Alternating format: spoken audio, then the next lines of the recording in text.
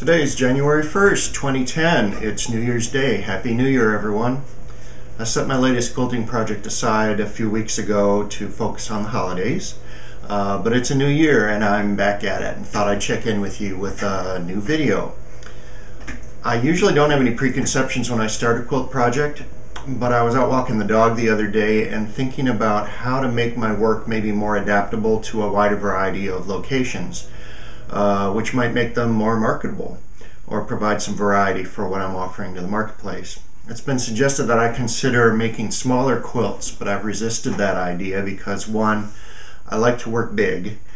Two, my quilts have a big impact at the size they are, which is just about 7 feet on a side.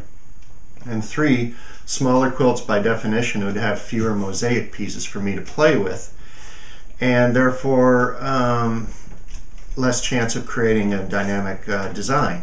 But then I thought, what if I work big and small at the same time?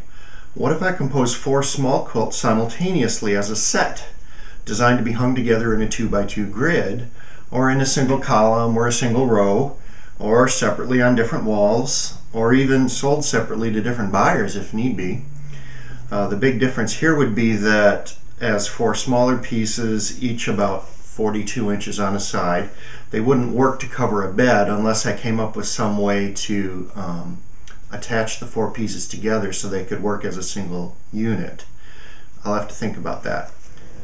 So, thinking about a 2x2 grid, I look back on Skylight, which is hanging behind me, where I divided the field into a 3x3 grid, or 9 panes, of what looked like glass panes in a skylight to me. And I thought, what if I go with a more three-dimensional effect this time around? So I sat down with Adobe Illustrator and drew these boxy frames that look like windows, at least to me. And then I set a field of hexagons behind them to represent the mosaic pieces, as if they were standing outside the windows.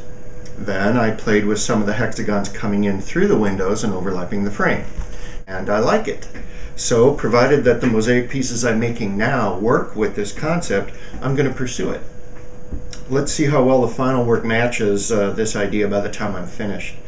It may change dramatically along the way, or it may not. Stay tuned to my Facebook page for progress photos and more videos. And please tell your friends to visit the page and become a fan. I'm still looking for buyers for any and all of my work. And with your help, 2010 can be the year that happens. I hope so.